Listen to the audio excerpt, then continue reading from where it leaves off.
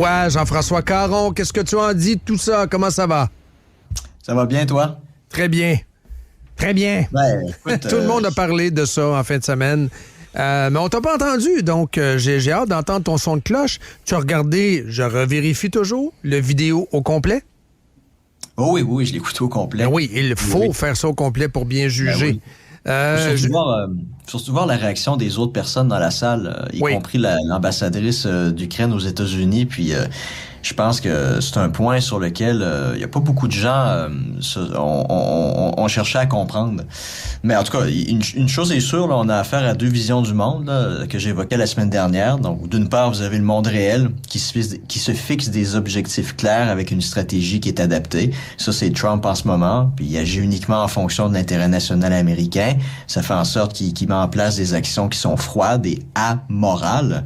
Puis de l'autre côté, vous avez l'Empire du bien, que je définissais dans un texte dans Libre Média en fin de semaine. Donc ça, c'est un monde qui ancre ses décisions dans le devrait être, avec des objectifs qui sont irréalistes puis des stratégies excessives. Ben, c'est le cas de l'Europe puis du Canada qui déterminent leur politique étrangère autour d'un axe entre le camp du bien contre le mal absolu. Puis c'est celui qui est dominant aujourd'hui. Puis ces expressions-là, le bien contre le mal, sont ouvertement reprises par beaucoup de personnes, dont par exemple Dimitri Soudas, dans un tweet des derniers jours. Puis ça, ben, c'est une logique qui condamne à la guerre perpétuelle contre les méchants, des guerres sans fin. C'est une logique religieuse où tout compromis avec le mal, Satan, est impossible. Fait que Trump, il a voulu profiter de la visite de Zelensky pour marquer définitivement aux yeux du monde là où il se situe. Ça envoie aussi un message à Poutine, selon l'idée selon laquelle il est pas en train de tergiverser au sujet de l'Ukraine, puis qu'il est vraiment sérieux dans sa volonté de mettre un terme à la guerre. Puis l'autre chose, c'est que Zelensky est aux yeux de Trump une personne en qui il peut pas avoir confiance, parce que on en a parlé la semaine dernière, il y avait un coup de fil entre Trump, Vance, Rubio et Zelensky au sujet de la deal sur les terres rares. Puis au téléphone, ce que Zelensky a dit à Trump, c'est « Écoute, je ne peux pas prendre cette décision-là tout seul. C'est une décision qui va devoir être prise par le Parlement. Donc, donne-moi quelques jours pour en référer aux députés pour savoir ce qu'ils en pensent, puis je te reviens. » Ben, Trump a dit « Bon, d'accord, si c'est la procédure dans ton pays, on va attendre. » Le lendemain, Zelensky à la télévision disait « Ouais, ça a été évoqué hier au téléphone avec Trump, puis j'ai dit là, que c'était inacceptable, j'allais pas donner les ressources naturelles de mon pays comme ça aux plus offrants. » Tu sais, Trump, il dit « Écoute, là, c'est pas ça que tu m'as dit il y a 24 heures. » Ah, c'est pas connu, ça, là, ce que tu racontes, Christy. C'est Rubio, non, mais c'est ça. Ce que tu racontes là, à l'instant, c'est du background essentiel pour la compréhension de toute l'affaire. Ah oui. Donc, le lien de confiance avec Zelensky était déjà plus ou moins rompu avant même la visite de vendredi. Puis ça, l'histoire vient de Rubio qui l'a raconté en entrevue et il était au téléphone en compagnie de Vance et de Trump. Puis Trump a voulu aussi profiter de vendredi dernier pour indiquer qu'à ses yeux, le principal obstacle à la paix, c'est Zelensky. D'où la raison pour laquelle aussi il le dénigre. Parce que clairement, Trump souhaiterait avoir quelqu'un de plus conciliant comme interlocuteur à Kiev.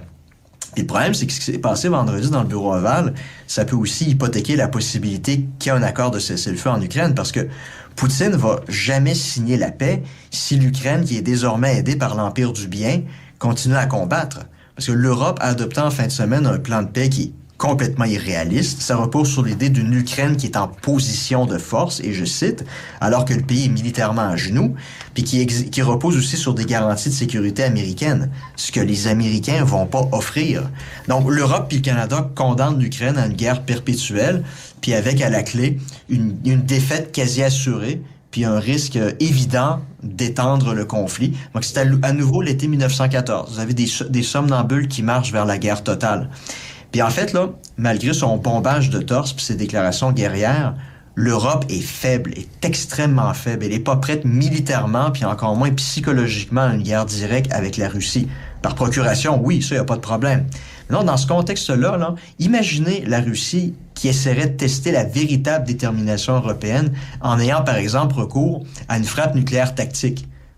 Les États-Unis feraient rien. Là. Sur quel pays? Un pays membre de l'OTAN, nécessairement. La Pologne, peut-être? Non, sur le territoire russe, dans le saillant de Koursk, Donc, sur son propre territoire national, la Russie pourrait faire ça, une frappe nucléaire tactique pour vraiment chasser les Ukrainiens du territoire russe. Donc là, les Européens seraient alors les seuls à réagir. Or, quelle puissance européenne a la possibilité de riposter à la Russie avec la un France. feu nucléaire? C'est la France, c'est pas la Grande-Bretagne, parce que la Grande-Bretagne a une double clé nucléaire, donc Londres et aussi Washington. Donc, vous imaginez Macron devoir prendre pareille décision? Il y aurait évidemment des appels en ce sens-là de plusieurs partenaires européens, mais il ferait quoi Macron, le canard boiteux, qui est à peine à 20-25% d'appui dans les sondages? Puis est-ce que ça refroidirait pas les Européens qui verraient alors réellement la guerre les menacer directement, alors que là, il est juste simplement théorique? Est-ce que Zelensky veut la guerre totale? Ben oui, lui, il veut que la guerre se poursuive à tout prix. Mais veut-il la guerre totale? Parce que là, il commande et il quémande des armes. Mais au final, son objectif, c'est pas justement qu'on frappe Moscou et que Moscou réplique, que toute l'Europe soit embrasée et que l'intervention de l'OTAN force une implication américaine. C'est ça? Est-ce que c'est ça qu'il cherche? À tout le moins, que les puissances européennes envoient des soldats sur le terrain. Je pense à tout le moins, c'est ça qu'ils souhaitent. Mais ça, c'est un engagement direct, les soldats anglais contre les Russes. Là, là c'est une guerre directe. Là. C'est une guerre européenne. Les Américains resteraient en dehors de cette guerre-là. Avec Trump à la Maison-Blanche, là, les Américains, ils seraient pas là. Ça serait comme en 1914, 1917, puis 1939, 1941. Je sais que t'es ultra rationnel et il faut l'être et tu nous invites toujours dans tes chroniques à l'être. Mais je te pose une question émotive. As-tu peur?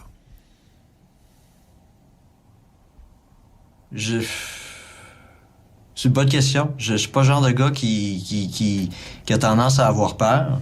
J'ai encore espoir que il y a des gens en Europe qui sont suffisamment rationnels pour commencer à ramener les gens de l'Empire du bien un peu à la réalité. On voit déjà, il n'y a pas une unanimité en Europe, puis vous avez beaucoup de politiciens qu'on appelle les populistes puis les gens d'extrême droite qui remettent en question là, cette volonté-là de la part de l'Europe puis de Van der Leyen, la présidente de la Commission européenne, là, de s'engager là, lentement mais sûrement dans un engrenage fatal. J'ai encore confiance qu'au final la raison va gagner. Bien une chose j'aimerais ajouter. Tu sais, le succès de la visite de Zelensky dans les heures qui ont suivi sa rebuffade à Washington, là, c'est indéniable. Parce qu'il vient de renouveler l'enthousiasme européen en faveur du soutien à l'Ukraine. Puis la Grande-Bretagne vient de lui consentir un prêt de plus de 2 milliards de livres sterling. En armes! En armes. Puis le reste de l'Europe, en grande partie, c'est pas unanime, a aussi convenu qu'il allait poursuivre la lutte. Puis donc, les honnêtes leaders ukrainiens, ils jubilent à cette idée-là. En fait, on pourrait presque dire que Zelensky voulait que son voyage à Washington soit un échec. Ben moi, c'est Dom le conspi qui parle, là. Il voulait saboter. Il a insisté lui-même pour venir. Et là, Dom me racontait que sa visite avait été annulée et c'est sur l'insistance de Macron auprès de Trump. Non, invite-le, tu vas voir, ça va bien aller. C'est peut-être même un sabotage Zelensky-Macron sur place pour tenter de faire dérailler tout ça, pour aller se faire donner la bascule après par Trudeau et ses copains. J'y ai repensé. T'sais, normalement, lors de ces rencontres-là, tout est canné d'avance. Tout est fait pour que les chefs d'État sourient devant la caméra puis signent un deal ou un traité sur lequel leurs équipes se sont déjà entendues d'avance. La négociation, ça se fait jamais entre chefs d'État, mais au niveau des fonctionnaires et représentants des ministères des Affaires étrangères. Puis repensez à la tête que faisait Marco Rubio sur le sofa. Il avait pas l'air content, là. Même chose pour l'ambassadrice ukrainienne qui se cachait le visage dans le bureau ovale. C'est comme si Zelensky avait délibérément fait déraper ce qui était déjà convenu d'avance. Puis en fait, là, quand on y repense, Zelensky avait rien à gagner à cette rencontre-là.